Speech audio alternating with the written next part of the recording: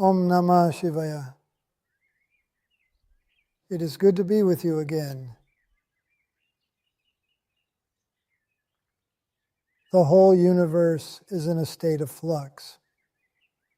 Nothing is solid. Nothing is permanent.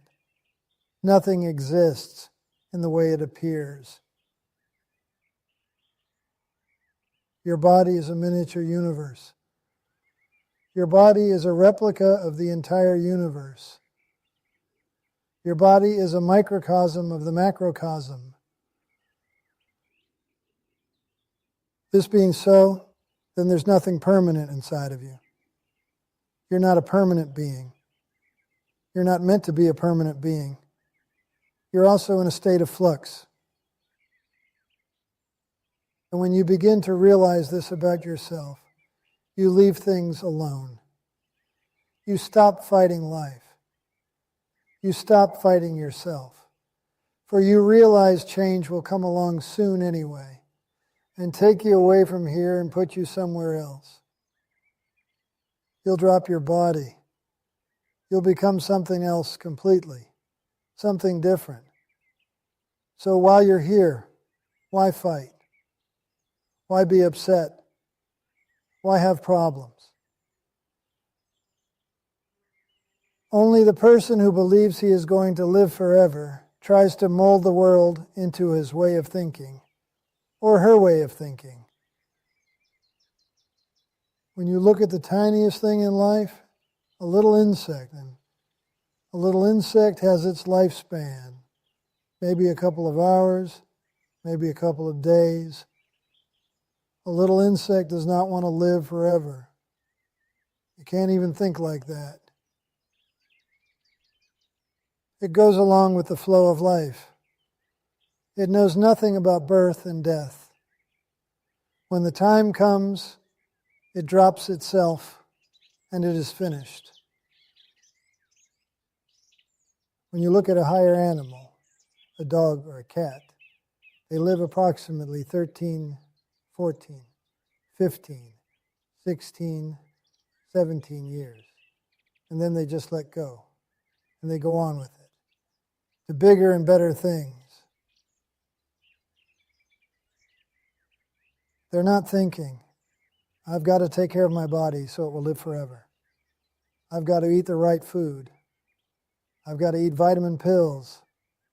I've got to do certain exercises all the time so I'll last forever. The person of wisdom realizes that no matter what they do to themselves, they're going to go, just the same as everybody else, sooner or later. They may prolong their life a couple of years. Big deal. You didn't come into this world to hold on to your life. The truth is, you didn't come to this world. You're not even here. But you think you are, so we have to talk about these things. You think you're somebody. You think you're something. You think you're an important person. You think you matter. You believe the world can't do without you. Vanity, vanity. All is vanity. Our egos are so big. We're trying to make a mark for ourselves. We say, when I leave this planet, I want people to remember me. They'll forget you. Don't worry. They may remember you a couple of days, a couple of hours. Then they go on with their life and you're all forgotten. Everything must change. Everything. When we look into the lives of planets, galaxies, they too keep changing, changing, changing. Nothing is forever. A tree may live 100 years, 200 years, but it has to go. A mountain seems to be here forever because of our thinking of time, what time means to us. We therefore think a mountain is there forever. But in universal terms, it's there for a while. 1,000 years, 500 years, whatever. And it crumbles, changes into something else. The galaxies keep being born, keep being destroyed. Everything comes and goes.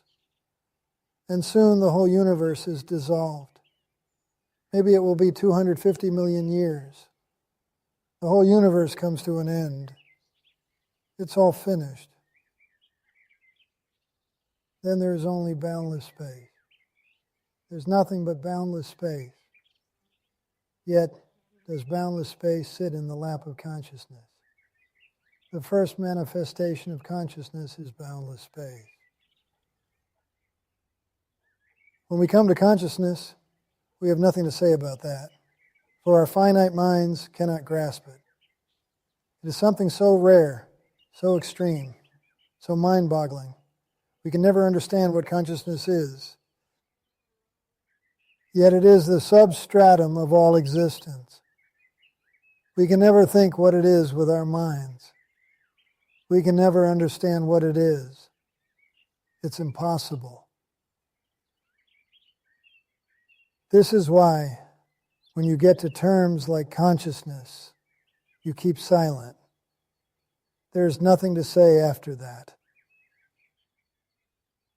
But then somebody like me comes along and tells you that you are consciousness.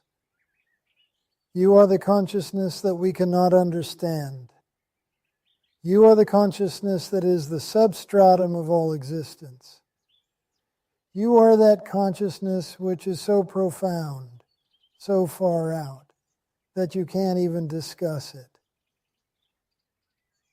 There are no words to discuss it with.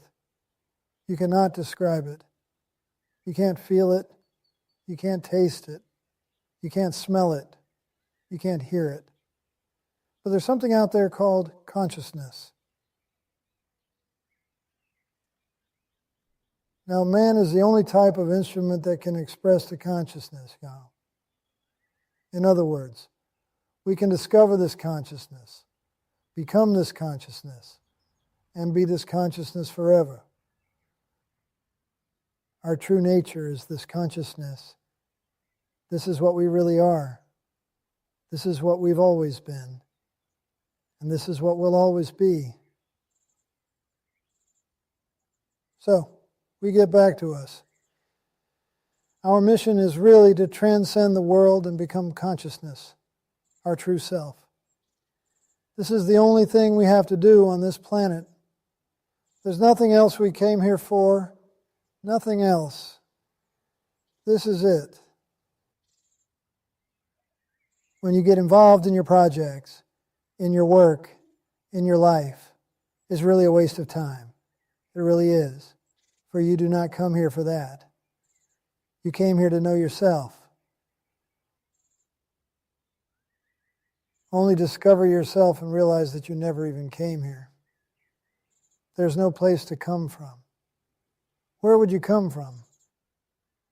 To be here, you have to come from someplace.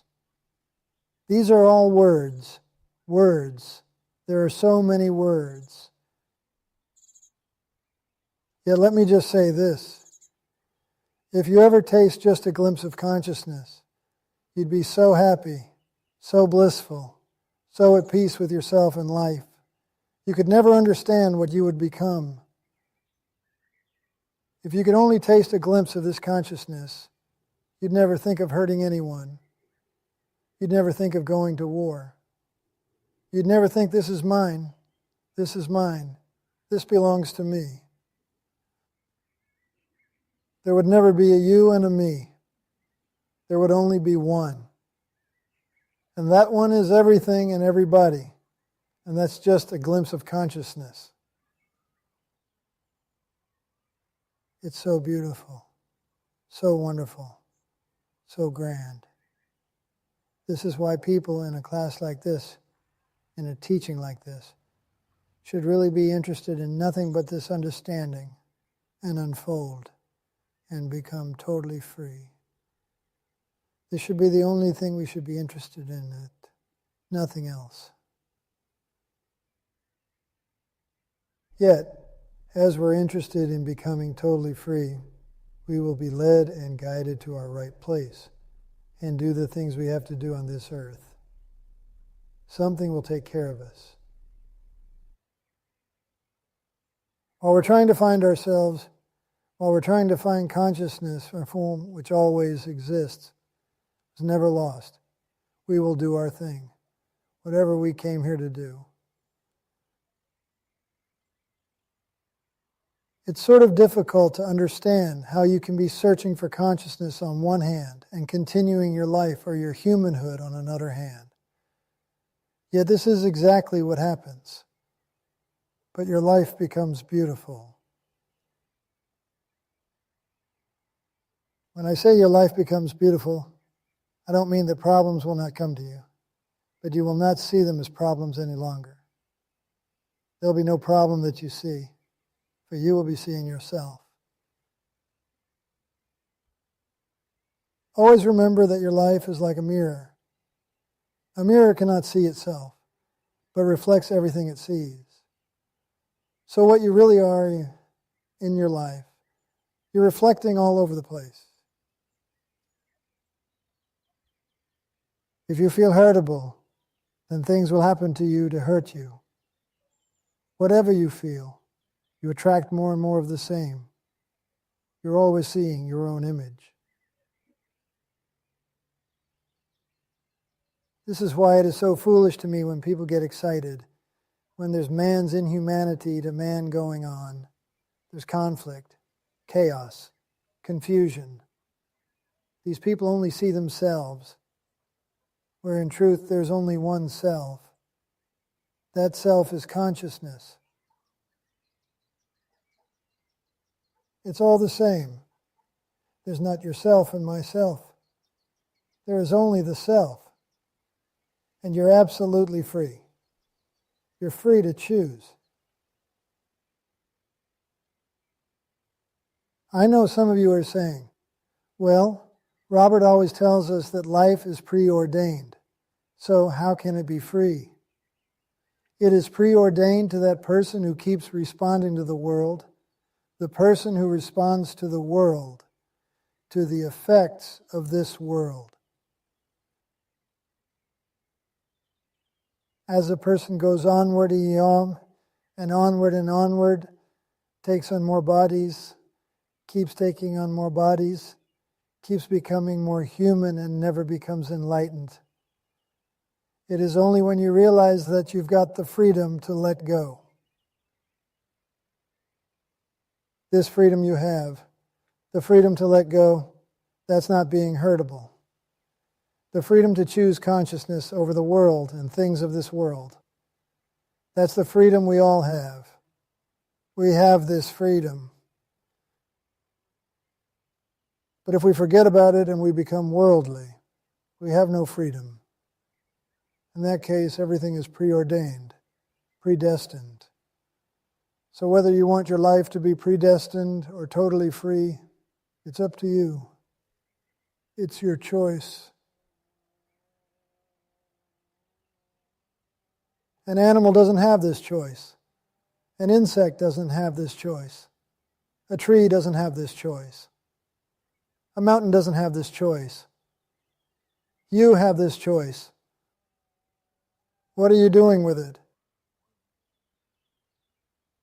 As long as you have feelings of pain, disharmony, you feel distraught, you feel something is wrong someplace, you're making a choice right then and there. You're saying, I'm going to feel hurt. I'm going to feel sorry for myself. I'm going to believe somebody is trying to do something to me, that life is bad, that it's everyone for themselves. We have to step on someone before they step on us. This will be our thinking. This will be our way of living. And if we live this way, if we think this way, if we act this way, then life is preordained for us, predestined. And as you sow, so shall you reap. What goes around comes around. Yet you have to realize you're the cause of everything. You are the cause of everything that happens to you. There's no one to blame but you. If you have certain people in your life you can't get along with, your family, your relatives, whatever, you have purposely attracted these people before you came to this earth, and these people attracted you. For this is their karma and your karma, and you have to work it out. If you keep reacting the same way you always do, you will not work it out, and will get deeper and meshed into it, and you will come back again and again and again in different bodies until you get it right. We can really say that the universe is a university to educate the soul. Now, why am I telling you all these things? Because there is nothing else to do. You know there's no soul. There's no universe. There's no body. There's no mind. There's no karma. There's no reincarnation. There's no liberation. There's no delusion. And yet we discuss all of these topics we're talking about. I guess by discussing it, you'll realize it doesn't exist. If we didn't discuss it, you wouldn't know what doesn't exist. After all, you have to know what doesn't exist, so you won't feel good. You won't feel right about it. It would make troubles. It would make problems in the world.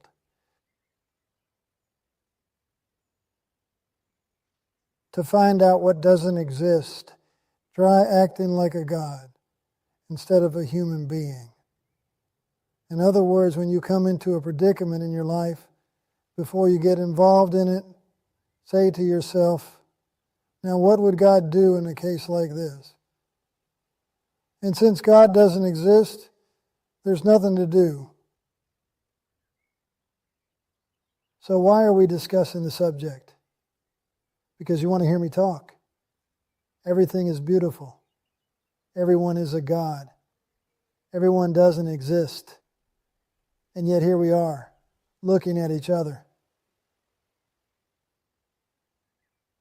What do you see when you look at each other? Most of us see another person. But is there really another person? You know, when you go to sleep, you dream at night. The dream becomes like a big bubble, and the bubbles contain the whole universe. Just like this, people, place, and things. Situations ensue. People are born. People die. People get old. People get young. It all happens in a dream, in the bubble. But where did the bubble come from? The dream bubble. Where else? It came out of yourself. You're having the dream. But listen to this. This is a miracle, if you think about it.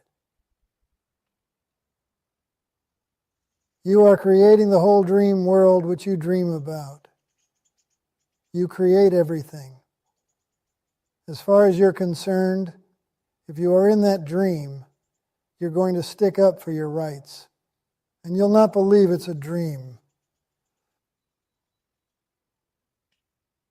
If I come into your dream and I tell you, don't concern yourself with this thing. Don't worry about this. It's not important. Stop feeling hurt. Stop feeling confused. Stop feeling something is wrong. You will look at me and you'll say, well, Robert, if you were experiencing this, you'd be hurt too. You don't know what I'm going through, the hell I'm going through. And then I tell you, but it's only a dream. Can't you see this? It's a dream. And you throw rocks at me and chase me away. What do you mean it's a dream? I'm going through it. Can't you see I'm bleeding? This is not a dream. This is real. Then you wake up. What happened to everything? Where did everything go? It's gone. It never existed. But then you exist, the dreamer. The dreamer exists, or does he? Who is this dreamer? Where does this dreamer come from? You have awakened into this world and know yourself as a body. Remember, in the dream world, you were also a body, weren't you? Just like this. There was no difference. You were a moving, fighting body in the dream. And no one will be able to tell you that you are dreaming. No one will ever be able to convince you of this while you're dreaming. But you exist in this dream. Now you awaken and you also exist. And I tell you this is all a dream, and you won't believe me. I tell you, you're dreaming right now. You're dreaming the mortal dream. But you refuse to accept what I say. You refuse to believe me. You may tell me in one breath, I believe you, Robert. I know it's a dream. But as soon as you go outside, the first person that bumps into you, you become angry. So how can this be a dream? You're feeling the world. As long as you're feeling the world, you believe this is not a dream. You believe the world is real. So you have this choice again. To realize the world is a dream, to leave everything alone, to be at peace with yourself, and to be at peace with others, and just observe the world without reacting to it. Or you can get completely and fully involved in this world, totally involved in the world, trying to make things happen, trying to make yourself popular, make yourself good, bad, go through all kinds of experiences, and always fighting for survival.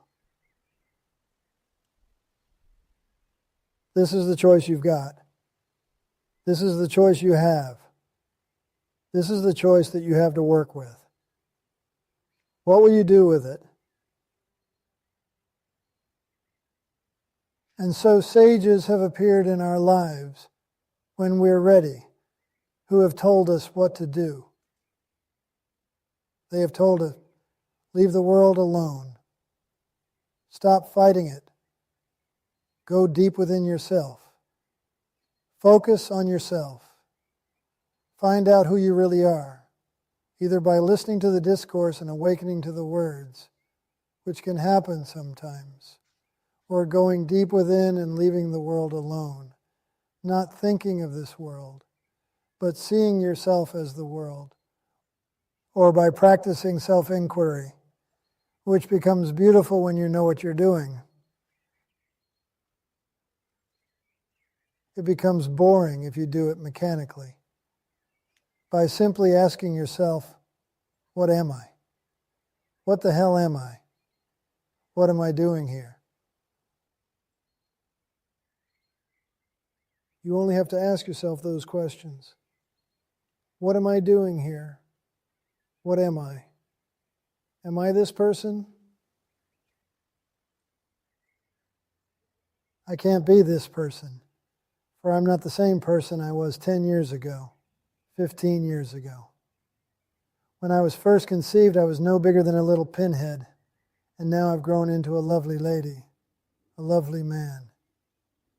Soon I'll get older. I'll turn into an old lady and an old man.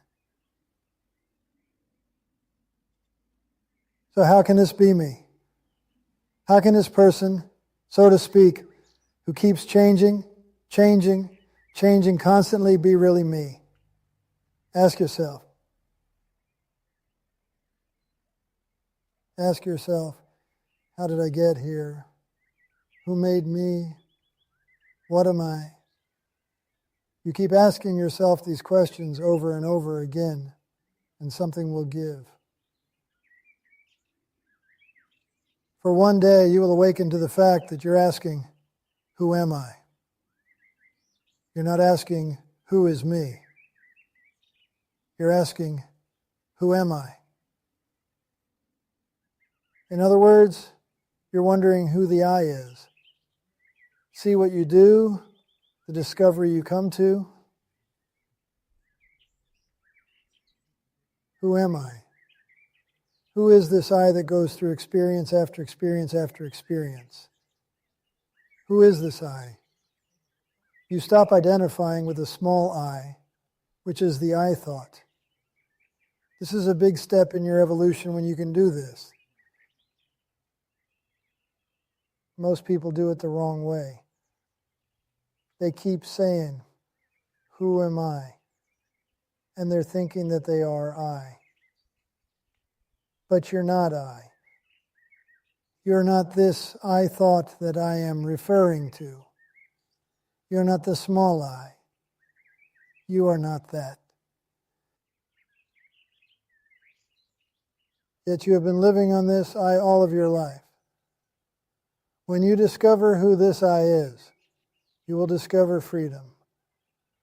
But the first step is realizing that you are not I, and realizing that it is I who has all the problems, not you.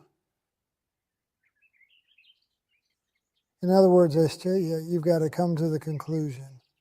I feels hurt. I feels upset. I feels uncomfortable.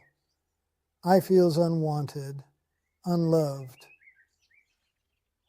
Not me, but I.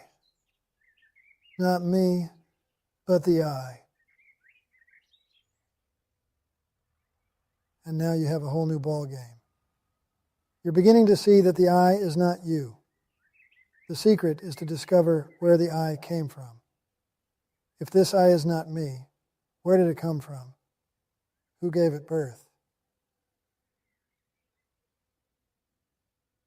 Then you sneakily follow it. You start to follow the I where it came from. You will soon realize something very interesting, that the I is very spontaneous. It comes in a flash, all of a sudden. Yet you can see it. You can feel it. You can watch it. As an example, early in the morning when you first get up, the first few seconds when you get up, you are at peace with yourself and the world. There's no world that exists for you. In between the waking and the sleeping state, when you first open your eyes, those few seconds, there's no I, and you're in perfect peace. You don't know a thing about your problems. You have no idea about the world. Yet you open your eyes and you look at the world. For those first few seconds, there's absolutely nothing disturbing you. If you have cancer, it's not there. No matter what the problem is, it's not there in those first few seconds. But all of a sudden the I becomes active. And now you say, I feel my bones aching. I feel I'm hungry. I want breakfast. I have to get up to go to work. I have to do this. I have to do that. The I has taken over your life. This little I, this insignificant little nothing, has taken over your entire life and existence, and you're going along with it. How foolish. You believe in what it says and what it's doing because you agree with it. The I says, I have a headache. Instead of saying to the I, you have a headache, but I don't. You believe that this I is you, and your head begins to hurt. You have made this I your God. In this way, you suffer like you do. That's the only reason. There is no other reason. So you're going to get really into this. You say to yourself, I'm going to find out what's going on in my life. I'm going to follow that I. I'm going to trace that I to its source. So next morning comes. You're ready for it. You're alerted. You know you're going to get up. There will be no I. Then the I will come in all of a sudden. So you watch. You get up in the morning. You're prepared and you feel the I coming from your heart up the spine into your brain. So you have discovered where the I comes from. Everything I am sharing with you can be discovered and practiced. You can practice this. You will see that I'm saying the truth. It may not take you 1 day or 2 days or a week. It may take you some time to do this. But if you keep watching in the morning when you get up, you will discover that the I comes from the heart. The spiritual heart in the right side of the chest goes through the spine, up into the brain, and then you become a slave of the I. The I takes you through the day and through life.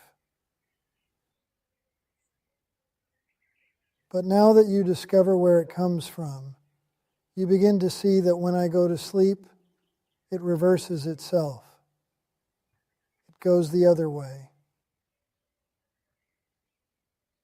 For when you go to sleep, just before you fall asleep, those few seconds before you fall asleep, you're in the same consciousness you were when you woke up in the morning, before you awakened and became fully aware of the I. You are in the same place, the same position. But this time it's reversing, going the other way. The I is going from the brain, down the spine, back into the heart. This is called tracing the I, following the I thought. Now you've got something to work with. Now you've got something to do, keep you busy, keep you out of mischief. You begin to follow that I. When you're able to follow that I into the heart. In other words, when you're consciously in your waking state able to follow the I back into the heart, you will become free and liberated. This is your homework. This is what you have to do. All of you have to start doing this. You have to practice this. Discovering the I, where it came from, tracing it back into the heart center. When it goes back into the heart center and you're conscious, then you're liberated, for there's no more I. It is the I that has been keeping you in bondage. The I. Follow this I. Do it and become free. Peace.